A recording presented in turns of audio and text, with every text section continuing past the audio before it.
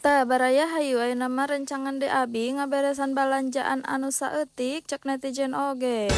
Sanajan balanjaanna saeutik oge keun wae nya da ieu mah manjangkeun we, manjangkeun jajan budak kitu lainna naon.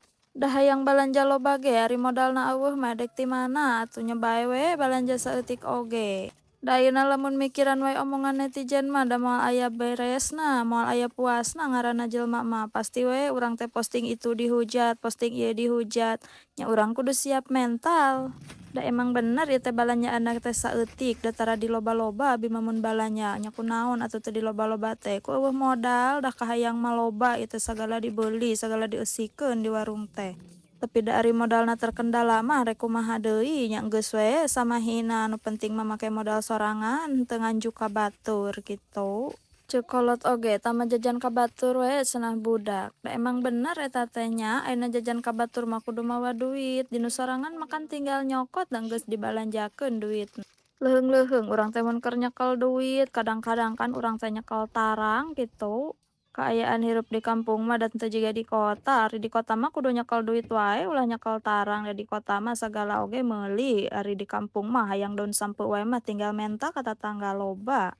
Ngan da anger hirup di kampung ge ari teu nyekelan duit mah geuning kot asa bararingung nya, sare oge teu tibra, dahar oge teu ngeunah cenah. Komo daharna eueuh deungeunna mah beuki we teu ngeunah. Matakan keun we balanjana saeutik oge keun wae da mampuna sakitu hayang loba oge da rek kumaha ari eueuh mah. Da anu teu pernah dagang mah moal ngarasakeun ieu teh urang teh tiap rek balanja teh nombokan, barangna eueuh, duitna eueuh, geura sok. Sakapeung mah sok rada pusing kitu tah, duitna teh eueuh, balanjaan oge ieu teh geus karosong, tapi da kumaha meureun resikona nu boga warung mah, wayahna we. Matakan modal saeutik dicokot ku nu nganjuk mah nya geus we lapur nyagap tarang tea. Da mikiran netizen mah moal aya beresna, pasti da setiap jelema ge hayang ningalina teh puas, hayang sempurna wae di mata manehnana. Da hayeuh wae ngagugu netizen mah kalah matak gering kana pikiranna ge, matak geus we tong kudu digugu netizen mah.